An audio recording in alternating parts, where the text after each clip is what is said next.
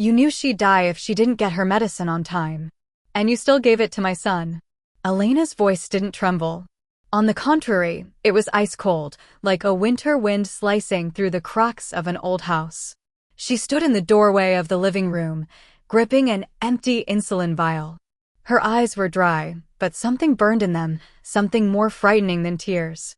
Robert tore his gaze from the football game flickering on the TV and slowly rose from his armchair. "You've got it all wrong," he began, but Elena raised her hand. "No, I understand perfectly. You chose him." Again. The words hung in the air like smoke after a gunshot. The house they'd lived in for 28 years suddenly felt alien, as if overnight every wall had cracked. This was revenge. Not with shouting, threats, or shattered dishes, but with the silence that followed the accusation, the silence that would never be the same again. Elena and Robert met in college. She studied biology. He studied economics.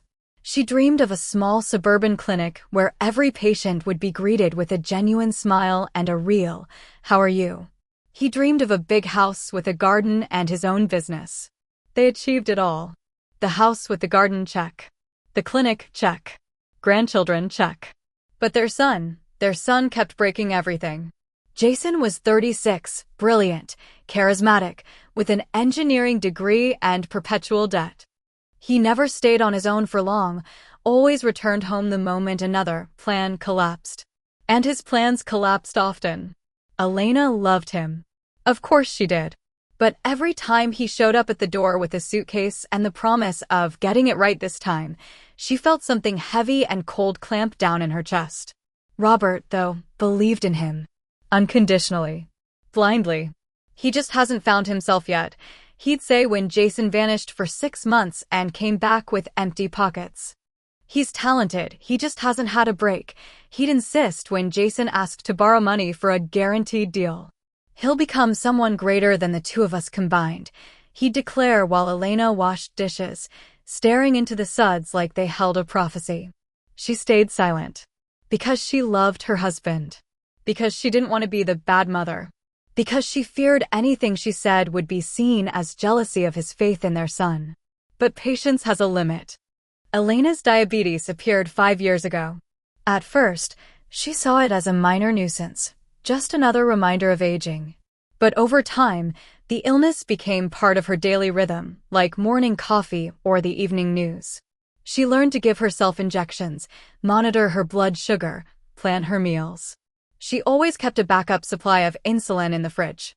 A special drawer under the kitchen sink held only her medications, vials, syringes, test strips, all neatly labeled and organized.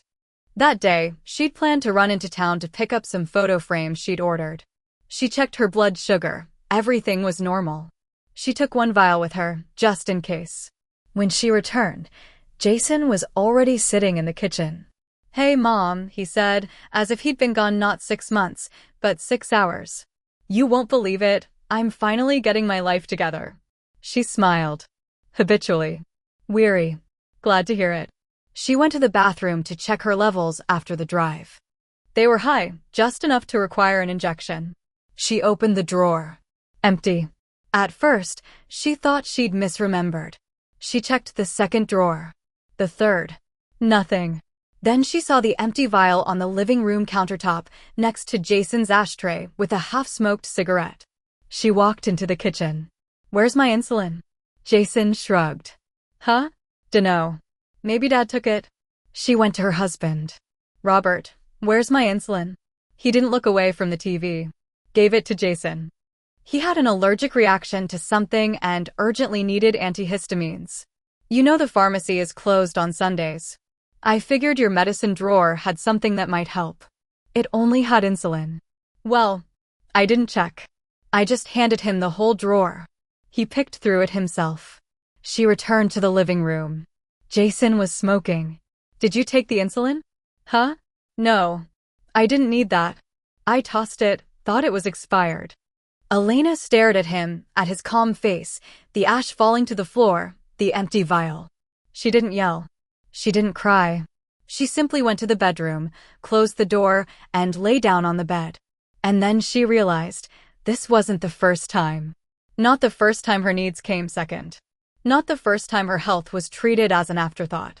Not the first time her pain was ignored because Jason has bigger problems. And in that moment, something inside her switched. Revenge didn't come right away. It simmered slowly, like aged wine. Elena started keeping a journal, not emotional outbursts, but facts. Dates. Amounts. Promises. September 12th. Jason came home. Said he got a job at a landscaping company. Asked for $3,000 for equipment. Robert gave it. A week later, Jason bought a used motorcycle. October 3rd. Felt weak, blood sugar at 56 milligrams per deciliter.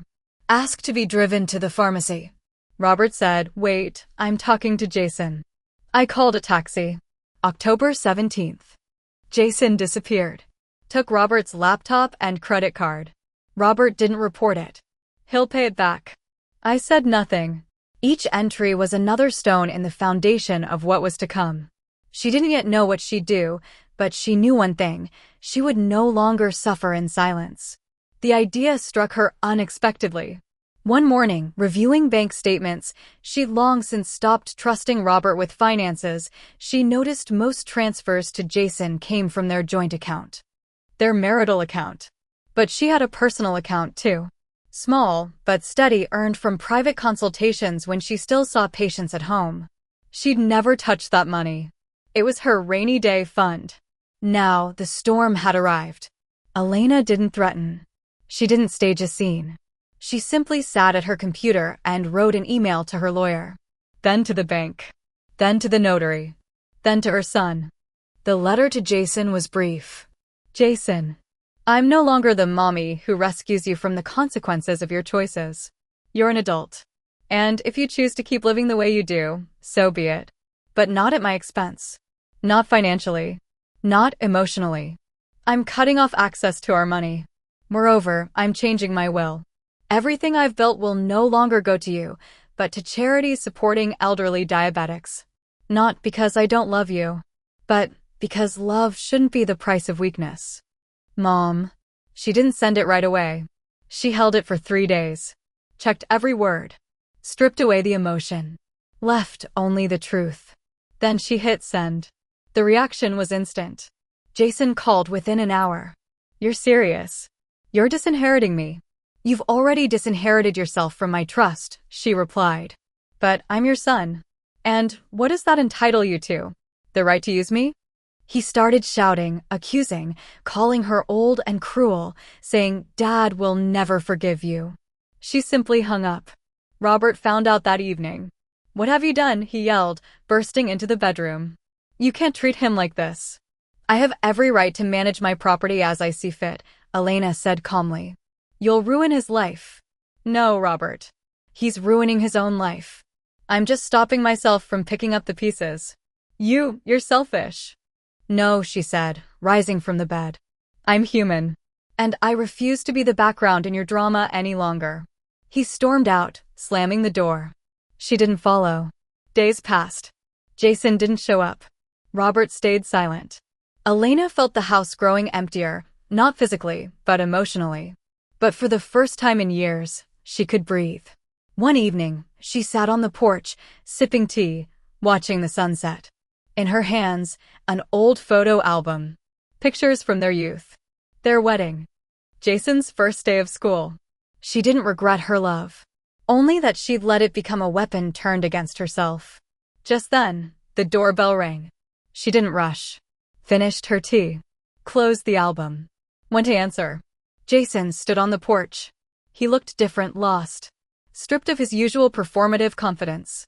Can I come in? He asked quietly. She nodded. They sat in the kitchen. I don't have a job, he said. My car broke down. They're renting out my apartment. And what do you want? Your forgiveness. Forgiveness doesn't give back lost time, Jason. He lowered his head. I get it. But I want to change. For real. Prove it. Not with words. With action. He looked at her. How? Start by taking responsibility. Get a job. Pay your debts. Stop blaming everyone but yourself. What if I fail? Then at least don't make others suffer for your mistakes. He nodded. silently. The next day, he left, not with a suitcase, but a backpack. Robert spoke to her a week later. They were having dinner. The silence was no longer hostile, just cautious. "You were right," he said suddenly. "I let him get away with too much." She looked at him. "It's not your fault alone. It was our shared mistake." "Are you angry?" "Yes, but not at you. At the pattern. At how we raised him to believe there'd always be a life raft." "What now?" "Now we learn again. Both of us. And, maybe, him too." Robert took her hand. "I'm sorry I didn't see you. All these years." She squeezed his palm. "Do you see me now?" "Now I do." 6 months passed. Jason got a job as a mechanic at an auto shop. He rented a room. Every month, he sent Elena a postcard, no requests, just, "All good. Thank you." Robert started taking walks with her, cooking breakfast, asking, "How are you feeling?" and waiting for a real answer. Elena smiled again, truly. She never changed her will back. Let the lesson stand. Because revenge isn't about destruction. Revenge is about restoration. About reclaiming your voice. About standing up and saying, "I will no longer be the background in someone else's story. I am the center of my own." And even if the world doesn't notice, you know it. And that's enough.